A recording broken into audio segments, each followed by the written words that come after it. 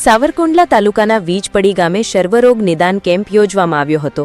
આ કેમ્પનો ફિયાસ્કો થયો હતો। શુક્રવારના રોજ સવાર 9થી સાંજના 5 વાગ્યા સુધીનો કેમ્પ ડોક્ટર સ્ટાફના આણા આવડતના કારણે હું તુને રતનિયો જેવો કાર્યક્રમ યોજાયો।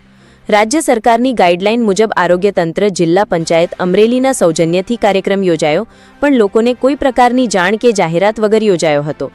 અમરેલી જિલ્લાના દરેક સામૂહિક આરોગ્ય કેન્દ્ર, પ્રાથમિક આરોગ્ય કેન્દ્ર અને આયુષ્યમાન આરોગ્ય મંદિર પર આ કેમ્પો યોજવામાં આવેલ।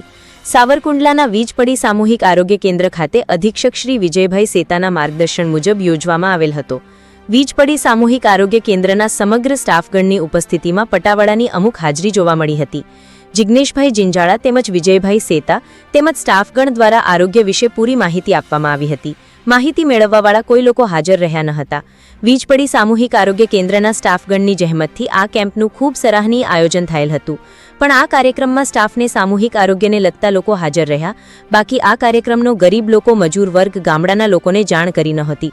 રિપોર્ટર સંજય વાઘેલા, અમરેલી।